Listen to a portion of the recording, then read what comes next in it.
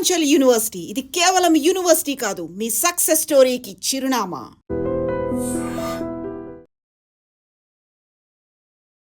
POCSO కేసులో arrest అయిన బండి సాయి భగీరథ్ సెంట్రల్ జైల్లో, చర్లపల్లి సెంట్రల్ జైల్లో ఎలా ఉన్నాడు? ఆయన శనివారం అర్ధరాత్రి చర్లపల్లి సెంట్రల్ జైలుకు తీసుకెళ్లారు. శనివారం రాత్రి 9 గంటలకి ఆయన పోలీసులు పేట్ బషీరాబాద్ పోలీసులు తీసుకొచ్చారు. 2.5 గంటల పాటు విచారించారు. తర్వాత మ్యాజిస్ట్రేట్ ముందు హాజరుపరిచారు. ఆ తర్వాత 14 రోజులు రిమాండ్ విధించడంతో 2 గంటల సమయంలో, శనివారం అర్ధరాత్రి 2 గంటల సమయంలో చర్లపల్లి సెంట్రల్ జైలుకి తీసుకొచ్చారు. అంటే మొదటి రోజు ఆదివారం, ఆయన జైలు జీవితం ప్రారంభమైన మొదటి రోజు ఆదివారం ఎలా గడిచింది, ఆదివారం రోజు అంతా బండి సాయి భగీరథ్ ఎలా గడిపాడు, దీని గురించి మాట్లాడుకుంటే బండి సాయి భగీరథ్ చాలా ముభావంగా, చాలా డల్గా కూర్చున్నటువంటి పరిస్థితి ఉంది.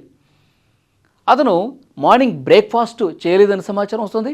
లంచ్ కూడా చేయలేదు. కేవలం అక్కడ జైల్లో ఉన్నటువంటి క్యాంటీన్ నుంచి తీసుకొచ్చినటువంటి బ్రెడ్ అలాగే పాలు, ఈ 2 మాత్రమే తీసుకున్నాడు. యాక్చువల్గా సండే రోజు అక్కడ ఖైదీలకి నాన్ వెజ్ పెడతారు, చికెన్ పెడతారు. ప్రతిరోజు ఏదో కర్రీ ఉంటుంది, రసము ఇలాంటివి ఉంటాయి. కానీ సండే రోజు మాత్రం నాన్ వెజ్ పెడతారు, కొద్దిగా చికెన్ కర్రీ పెడతారు. కానీ అది కూడా తీసుకోలేదు బండి సాయి భగీరథ్. కేవలం అక్కడ క్యాంటీన్ నుంచి తీసుకొచ్చిన పాలు బ్రెడ్ మాత్రమే తీసుకున్నాడు అని సమాచారం వస్తుంది. తర్వాత అంతా ఒకడే ఒంటరిగా కూర్చున్నాడు, ముభావుగా ఉన్నాడు, చాలా నీరసంగా కనిపించినట్టుగా తెలుస్తోంది. అయితే ఇతనికి రాజకీయ నేపథ్యం ఉన్నటువంటి కుటుంబం నుంచి వచ్చాడు కాబట్టి ఏమైనా స్పెషాలిటీస్ ఏమైనా జైల్లో కల్పించారా, ఇది కూడా చాలామంది మాట్లాడుతూ ఉన్నారు. కానీ జైలు అధికారుల నుంచి వస్తున్నటువంటి ఇన్ఫర్మేషన్, సాధారణ ఖైదీల మాదిరిగానే బండి సాయి భగీరథ్ను ట్రీట్ చేస్తూ ఉన్నారు. ఇతనికి ఎలాంటి ప్రత్యేకమైనటువంటి సదుపాయాలు లేవు. ఎందుకంటే ఇక్కడ విఐపీ ఫ్యామిలీ నుంచి వచ్చాడు కాబట్టి ఇతనికి ఒక ఏసీ రూము, తర్వాత ఒక డబుల్ కాట్ బెడ్డు, తర్వాత వెస్ట్రన్ టాయిలెట్, ఇలాంటి సదుపాయాలు కల్పించి ఉండొచ్చు అని చెప్పి కొంతమంది మాట్లాడుతూ ఉన్నారు. కానీ జైలు అధికారుల నుంచి వస్తున్న ఇన్ఫర్మేషన్, ఇప్పుడు ప్రతి ఒక్క సాధారణ ఖైదీ అక్కడ ఎలాంటి జీవితం అయితే గడుపుతున్నాడు, నేరాలు చేసి వచ్చినటువంటి వాళ్ళు, రిమాండ్ ఖైదీలుగా ఉన్న వాళ్ళు, దోషులుగా తేలి శిక్ష అనుభవిస్తున్న వాళ్ళు, ఏ విధమైనటువంటి అక్కడ సదుపాయాలు ఉన్నాయో వాళ్ళకి, సాధారణ ఖైదీలకి సేమ్, విచారణ ఖైదీలకి సేమ్ ఇక్కడ కూడా అలాంటివే ఉన్నాయి. ఇతనికంటూ ఎలాంటి ప్రత్యేక సదుపాయాలు కల్పించలేదు అని కూడా చాలా స్పష్టంగా జైలు అధికారుల నుంచి వస్తున్నటువంటి సమాచారం. ఇప్పుడు పోలీసులు ఏం చేసే అవకాశం ఉంది? ఎందుకంటే పోలీసు అధికారులు ఇంకా అదనపు సమాచారాన్ని రాబట్టాల్సినటువంటి అవసరం ఉంది. నెక్స్ట్ పోలీసు అధికారులు ఒక 10 రోజుల పాటు కస్టడీకి ఇవ్వమని కోరే అవకాశం ఉంది సాయి భగీరథ్ని. ఎందుకంటే ఆ రోజు అర్ధరాత్రి హడావుడిగా తీసుకొచ్చారు, తర్వాత కోర్టు పెట్టారు, వెంటనే జైలుకి పంపించారు కదా. ఇంకా పూర్తి స్థాయిలో ఆధారాలు సంపాదించాల్సినటువంటి అవసరం ఉంది. మొన్న 2.5 గంటల పాటు ప్రశ్నించినప్పుడు కూడా రావాల్సినంత ఇన్ఫర్మేషన్ రాలేదు. అసలు మొదటి రోజు ఆ అమ్మాయి ఎప్పుడైతే పరిచయం అయిందో అప్పటి నుంచి ఇప్పటి వరకు కూడా ఏమేం జరిగింది ప్రతిదీ పిన్ టు పిన్ రాబట్టాలంటే సాయి భగీరథ్ని కస్టడీకి తీసుకొని విచారించాల్సిన అవసరం ఉంది. అది కూడా 10 రోజులు కావాలని చెప్పి అడిగే అవకాశం ఉంది. సార్ అది తెలిసి ఈరోజు రేపు కోర్టుకి వెళ్తారు పోలీసులు. 10 రోజుల పాటు సాయి భగీరథ్ మాకు కస్టడీకి ఇవ్వాలి, మేము అడగాల్సిన ప్రశ్నలు చాలా ఉన్నాయి, మాకు చాలా డౌట్స్ ఉన్నాయి. తర్వాత ఎవరైతే బాధితురాలు తల్లి అలాగే బాధితురాలు ఇచ్చినటువంటి వాంగ్మూలం ఉందో వాళ్ళు ఏవైతే మాకు ఆధారాలు ఇచ్చారో వాటిని బేస్ చేసుకుని ఇంకా లోతుగా సాయి భగీరథ్ని విచారించాల్సినటువంటి అవసరం ఉందని చెప్తా ఉన్నారు.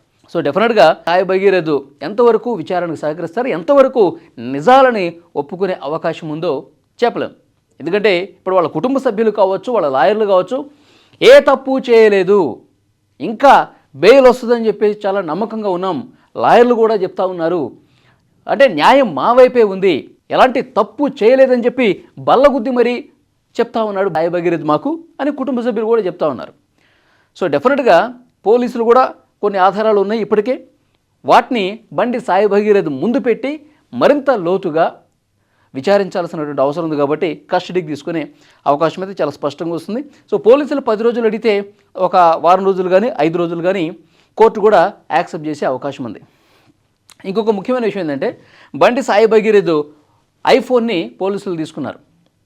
దాన్ని పూర్తిగా విశ్లేషించాలి. ఐఫోన్లో ఎలాంటి డేటా ఉంది, వీళ్ళు ఏమైనా డిలీట్ చేసినటువంటి డేటా ఉందా, వాట్సాప్ చాట్లో ఏమైనా డిలీట్ చేశారా, ఇంకా సోషల్ మీడియా మిగతా యాప్స్ ఉన్నాయి కదా వాటిల్ని ఏమైనా ఆల్రెడీ డిలీట్ చేసి ఉన్నాడా, ఇవన్నీ కూడా గత సంవత్సర కాలంలో ఎవరెవరితో ఏమేమి మాట్లాడారు, ముఖ్యంగా ఈ అమ్మాయికి సంబంధించి ఎలాంటి చాట్ జరిగింది, ఎలాంటి కాల్ రికార్డింగ్స్ జరిగినాయి, ఇవన్నీ కూడా వెలికి తీసే అవకాశం. ఎందుకంటే వాళ్ళు చెప్తూ ఉన్నారు, బాధిత కుటుంబం బెదిరిస్తూ ఉన్నారు, వాళ్ళకి రాజకీయ నేపథ్యం ఉంది, అధికారం ఉంది అని చెప్పి మమ్మల్ని చాలాసార్లు బెదిరించిన పరిస్థితి, మాకు ప్రాణభయం కూడా ఉందని చెప్తూ ఉన్నారు. సో అలాంటి బెదిరింపులు ఏమైనా రికార్డింగ్స్లో ఉన్నాయా అని చెప్పి వీళ్ళు ఏమైనా డిలీట్ చేసినా కూడా బయటకు వస్తాయి కదా. సో దాన్ని ఫోరెన్సిక్ ల్యాబ్కి పంపించారు. అలాగే బాధితురాలు తల్లి ఇచ్చినటువంటి టెక్నికల్ ఎవిడెన్స్లు ఏవైతే ఉన్నాయో వాటిని కూడా ఫోరెన్సిక్ ల్యాబ్కి పంపించినటువంటి పరిస్థితి ఉంది. సో మొత్తానికి చర్లపల్లి సెంట్రల్ జైలు నుంచి వస్తున్నటువంటి ఇన్ఫర్మేషన్, బండి సాయి భగీరథ్ చాలా డల్గా కనిపిస్తూ ఉన్నాడు. ఎందుకంటే ఎప్పుడు కూడా సెంట్రల్ జైలుకి వెళ్ళినటువంటి పరిస్థితి లేదు. గొప్ప ఫ్యామిలీ, రాజకీయ నేపథ్యం ఉన్నటువంటి ఫ్యామిలీ, మనం ఏం చేసినా నడుస్తుందిలే అన్న ఒక ధీమాతో ఇంతవరకు చాలా పవర్ఫుల్గా బతికినటువంటి కుర్రాడు ఇప్పుడు సెంట్రల్ జైల్లో చాలా నీరసించిపోయి అత్యంత ముభావంగా ఆయన కూర్చొని డల్గా కనిపిస్తూ ఉన్నాడు. అక్కడ ఫుడ్ తింటలేదు, ఓన్లీ క్యాంటీన్ నుంచి ఏవో ఆ పండ్లో లేకపోతే పాలో బ్రెడ్ అది మాత్రమే తీసుకుంటాడు. ఇవాళ రేపట్లో కస్టడీకి తీసుకొని మరింత లోతుగా విచారించే అవకాశం అయితే కనిపిస్తోంది.